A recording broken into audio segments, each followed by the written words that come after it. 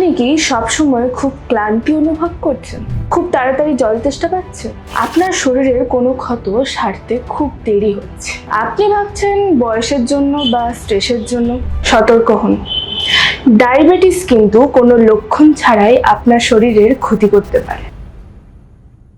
নমস্কার, আমি স্নেহা। আপনাদেরকে স্বাগত জানাই হেলথ আম্পায়ারের আরো একটি নতুন এপিসোডে। হেলথ আম্পায়ার, যেখানে স্বাস্থ্য পায় সঠিক রায়। চলুন জানি কোন কোন লক্ষণগুলি বুঝলে আমরা সতর্ক হব। আজকে এই বিষয় নিয়ে আমাদের সাথে আলোচনায় রয়েছেন অভিজ্ঞ ডক্টর ত্রিদেব কান্তি ভট্টাচার্য।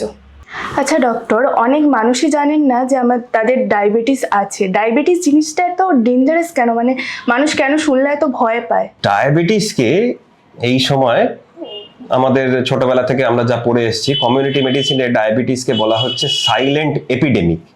এই কথাটা অর্থ হচ্ছে গিয়ে সাইলেন্ট এপিডেমিক মানে কি, এটা সাইলেন্টলি ছড়িয়ে যাচ্ছে, প্রচুর ছড়িয়ে যাচ্ছে, প্রচুর মানুষের মধ্যে ডায়াবেটিস দিন প্রতিদিন বেড়ে চলেছে। ডায়াবেটিসের ইনসিডেন্স এবং প্রিভ্যালেন্স দুটোই বাড়ছে আস্তে আস্তে। অ্যান্ড ডায়াবেটিস সাইলেন্টলি কোনো রকম কোনো সাইন সিমটম ছাড়া শরীরের মধ্যে অঙ্গ প্রত্যঙ্গগুলোকে আস্তে আস্তে আস্তে আস্তে ড্যামেজ করছে। যখন ধরা পড়ছে তখন ইটস অলরেডি টু লেট। তখন আইদার তো চোখ ড্যামেজ হয়ে গেছে, না হলে কিডনি ড্যামেজ হয়ে গেছে, না হলে একটা অটোনমিক নিউরোপ্যাথি হয়েছে, এই রকম। তো সাইলেন্ট এপিডেমিক হচ্ছে গিয়ে ডায়াবেটিস। ডায়াবেটিসকে তাই তাড়াতাড়ি ডিটেকশন হওয়া, এর একটা আর্লি ডিটেকশন হওয়া অ্যান্ড এর আর্লি ট্রিটমেন্ট চালু হওয়া হচ্ছে গিয়ে আমাদের লক্ষ্য।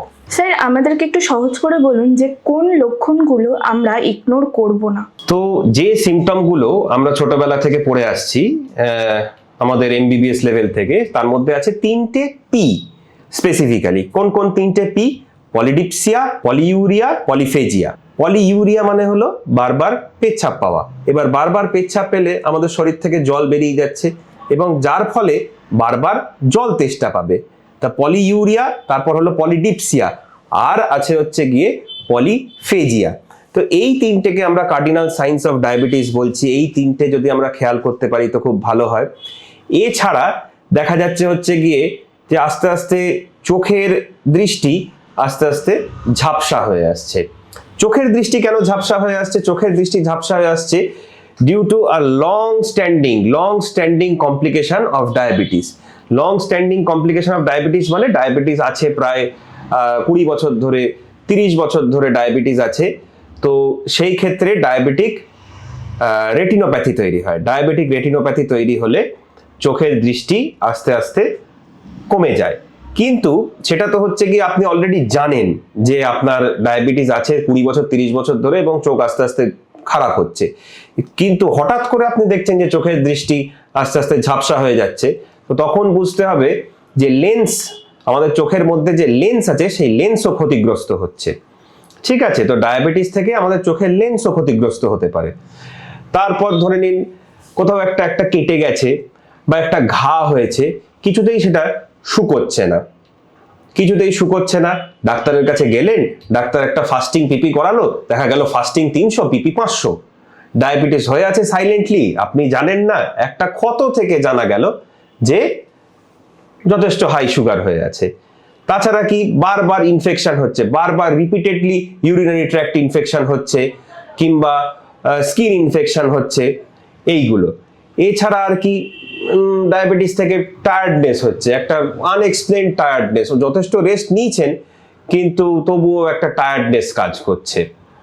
তো এই সবগুলোই হচ্ছে কি আমাদের প্রিলিমিনারি সিমটমস অফ ডায়াবেটিস। আচ্ছা, লং টার্ম ডায়াবেটিস থাকলে যে ক্ষতিগুলো হয় আমাদের শরীরে, সেগুলোকে আমরা দুভাগে ভাগ করি, ম্যাক্রোভাস্কুলার কমপ্লিকেশনস আর মাইক্রোভাস্কুলার কমপ্লিকেশনস। তো মোটা বলছি, এর মধ্যে অনেক দিন ধরে ডায়াবেটিস থাকলে পর diabetic nephropathy, diabetic neuropathy, diabetic retinopathy. Diabetic nephropathy অর্থাৎ হচ্ছে গিয়ে কিডনি আস্তে আস্তে নষ্ট হয়ে যাচ্ছে ডায়াবেটিস থেকে। ডায়াবেটিক রেটিনোপ্যাথি, আগেই বললাম যে লং স্ট্যান্ডিং ডায়াবেটিসের ক্ষেত্রে রেটিনা আস্তে আস্তে নষ্ট হয়ে যাচ্ছে এবং চোখের ইররিভার্সিবল ড্যামেজ তৈরি করছে। আর 3, ডায়াবেটিক নিউরোপ্যাথি। ডায়াবেটিক নিউরোপ্যাথির ফলে কি হচ্ছে না আমাদের শরীরের যে পেরিফেরাল নার্ভস অ্যান্ড যে অটোনমিক নার্ভস এইগুলো আস্তে আস্তে নষ্ট হচ্ছে, যার ফলে এই নিউরোপ্যাথি হওয়ার ফলে ব্যাপারটা বুঝতে হবে এখানে। নিউরোপ্যাথি হওয়ার ফলে কি হচ্ছে, পায়ের কাছে যে নার্ভসগুলো আছে, সাপোজ পায়ের কাছে যে নার্ভসগুলো আছে, পেরিফেরাল নার্ভসগুলো আছে, সেইগুলো গেল নষ্ট হয়ে। এইবার পায়ে পোকা কামড়াচ্ছে, আপনি টের পাচ্ছেন না। পায়ে মশা কামড়াচ্ছে, আপনি টের পাচ্ছেন না। পোকা কামড়ানোর ফলে সেখানে একটা বা কেটে যাওয়ার ফলে সেখানে একটা আলসার তৈরি হয়েছে, সেই আলসার আপনি টেরই পাচ্ছেন না যে ওখানে একটা আলসার হয়ে আছে। তার কারণটা কি? তার কারণ ওইখানকার নার্ভগুলো নষ্ট হয়ে গেছে। ওখানকার নার্ভগুলো নষ্ট হওয়ার ফলে যে আলসার যে একটা হয়েছে, ওখানটায় যে আলসারের যে জ্বালা পোড়াটা বা যে ব্যথাটা হওয়ার কথা সেটা হচ্ছেই না। এবার সেই আলসার আস্তে আস্তে আস্তে আস্তে গভীর হবে, সেই আলসার আস্তে আস্তে আস্তে আস্তে ছড়িয়ে যাবে। এটা হলো 1 নম্বর পয়েন্ট। দ্বিতীয় নম্বর পয়েন্ট, যে অটোনমিক নিউরোপ্যাথির কথা যেটা বললাম, এটা ডেঞ্জারাস ব্যাপার। এটা ডেঞ্জারাস ব্যাপার কেন না, এই অটোনমিক নিউরোপ্যাথি ফলে হার্টের কাছে বা অন্যান্য অর্গানসের কাছে যে অটোনমিক নার্ভাস সিস্টেমের যে নার্ভগুলো আছে সেগুলো ড্যামেজ হচ্ছে। দেখা যাচ্ছে যে লং স্ট্যান্ডিং ডায়াবেটিস পেশেন্টদের হার্ট অ্যাটাকের ব্যথা অনেকটা কম। তো এটা কোনো ভালো ব্যাপার নয়। হার্ট অ্যাটাক যখন একটা মানুষের হচ্ছে, তখন যদি জোর ব্যথাটা যদি হয়, তাহলে সে বুঝতে পারবে বা তাহলে আমরা বুঝতে পারবো হ্যাঁ যে এর হার্ট অ্যাটাক হচ্ছে। কিন্তু এই অটোনমিক নিউরোপ্যাথি থাকার ফলে পেশেন্টটার হার্ট অ্যাটাক হচ্ছে, কিন্তু তার ব্যথাটা অতটা পরিমাণ হচ্ছে না। এটা আরো বেশি ডেঞ্জারাস। তার ব্যথাটা অতটা পরিমাণ হচ্ছে না, এটা ডায়াগনোসিসটা হতে হতে একটু টাইম লেগে যায়, ততক্ষণে হার্টের কিন্তু ক্ষতি হয়ে যাচ্ছে। ঠিক আছে, তো এই মোটামুটি হচ্ছে গিয়ে কমপ্লিকেশনস। নেফ্রোপ্যাথি, নিউরোপ্যাথি, রেটিনোপ্যাথি মনে রাখতে হবে। আলসার্স তৈরি হয়ে যায়, সেটা মনে রাখতে হবে। এবং তাছাড়া আরো হঠাৎ হঠাৎ করে সুগার অত্যন্ত বেড়ে গিয়ে একটা কোমা স্টেজ, সেটাকে আমরা হাইপারঅসমোলার কোমা বলি, বা ডায়াবেটিক কিটো অ্যাসিডোসিস হওয়া, এইগুলো হচ্ছে গিয়ে মেন কমপ্লিকেশনস অফ ডায়াবেটিস। তো এই কমপ্লিকেশনস গুলো হয় হচ্ছে গিয়ে লং স্ট্যান্ডিং ডায়াবেটিসে। তো এই কমপ্লিকেশনস গুলোর আমরা আটকাবো কি করে? এই কমপ্লিকেশনস গুলো আমরা আটকাতে পারি একটা diabetes diagnosis, early diabetes diagnosis and continuous treatment. একটা কন্টিনিউয়াস ট্রিটমেন্ট হবে। আর্লি ডায়াগনোসিস হয়েছে, তারপর কন্টিনিউয়াস ট্রিটমেন্ট চলবে অ্যান্ড তার গ্লাইসেমিক কন্ট্রোল থাকবে। এই গ্লাইসেমিক কন্ট্রোলটা আজকাল আমরা খুব ভালো বেরিয়ে গেছে, আমাদের ইনভেস্টিগেশনস বেরিয়ে গেছে HbA1c। সেই HbA1c নর্মাল লেভেলে থাকবে এবং সেই HbA1c নর্মাল লেভেলে থাকলে পর একটা গুড গ্লাইসেমিক কন্ট্রোল। এই গুড গ্লাইসেমিক কন্ট্রোল যত থাকবে, তত এই ডায়াবেটিস রিলেটেড যে কমপ্লিকেশনস গুলো এইগুলো অনেক কম থাকবে। এবার হয়তো আপনার এটা একটা খুবই জানা কোয়েশ্চেন আমি আপনাকে করছি। ধরুন আপনার কাছে কোনো তো পেশেন্ট এসছে, এসে বলেছে যে আমি তো স্যার মিষ্টি খাই না, তাহলে আমার কেন হবে ডায়াবেটিস? সেই ক্ষেত্রে আপনার উত্তরটা কি হবে? অনেক সময় এরকম দেখা যাচ্ছে যে পেশেন্ট এসে বলছে যে ডাক্তারবাবু আমি তো মিষ্টি খাই না, আমি চাই চিনি খাই না, তাহলে কেন আমার সুগার হলো? তো এইগুলো বেসিক্যালি প্যাথোফিজিওলজি অফ ডায়াবেটিসের মধ্যে চলে আসে। তো প্রথম ফ্যাক্টর হচ্ছে গিয়ে জেনেটিক্স। আপনার মা, আপনার বাবা, আপনার দাদু ঠাকুমা, অথবা ওদিকে দিদা দাদু ঠাকুমা ঠাকুরদা, এনাদের মধ্যে যদি ডায়াবেটিস যদি থাকে, তাহলে আপনার ডায়াবেটিস হওয়ার চান্সেস যথেষ্ট প্রবল। হ্যাঁ, এবং তাছাড়া যদি ওবেসিটি থাকে, ওবেসিটি থাকলে পর বেলি ফ্যাট, ওবেসিটি, ডায়াবেটিস হওয়ার চান্সেস প্রবল। এই ডায়াবেটিস কিন্তু এখন মেটাবলিক সিনড্রোমের মধ্যে চলে আসছে, এবং যার ফলে হচ্ছে গিয়ে ওবেসিটি কন্ট্রোলে রাখতে হবে, ওয়েট নিজের কন্ট্রোলে রাখতে হবে। জেনেটিক্সটা যেরকম মডিফায়েবল ফ্যাক্টর নয়, আমি এটাকে মডিফাই করতে পারবো না। আমি যে জেনেটিক্স পেয়েছি আমি সেটা পেয়েছি, আমি তো সেটাকে কোনো রকমভাবে মডিফাই করতে পারবো না।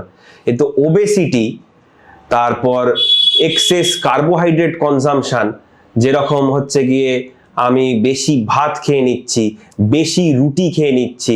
অনেকেই এটা বলে থাকে যে আমার সুগার ধরা পড়েছে, আমি কিন্তু ভাত খাচ্ছি না, আমি কিন্তু রুটি খাচ্ছি না। তো ব্যাপারটা সেরকমটা নয়।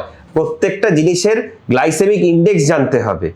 হ্যাঁ, গ্লাইসেমিক ইন্ডেক্স জেনে তারপর সেই অনুযায়ী ডায়েট চার্টটাকে তৈরি করতে হবে, যাতে করে আমার ডায়াবেটিসটা কন্ট্রোলে থাকে।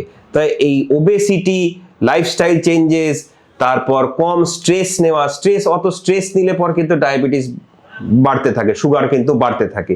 তো এইগুলো হচ্ছে মডিফাইবেল ফ্যাক্টর, এইগুলোকে কিন্তু আমরা মডিফাই করতে পারি, এইগুলোকে আমরা কমাতে পারি। জেনেটিক্সটাকে আমরা নিয়ে কিছু করতে পারবো না, কিন্তু এইগুলোকে আমরা কিন্তু কমিয়ে রাখতে পারি। তো এইগুলোকে যদি আমরা কমিয়ে রাখি, আমরা যদি ঠিকঠাক সময় যদি টেস্ট করাতে থাকি, তাহলে কিন্তু আমরা ডায়াবেটিসটাকে অনেকটাই কন্ট্রোলে রাখতে পারবো।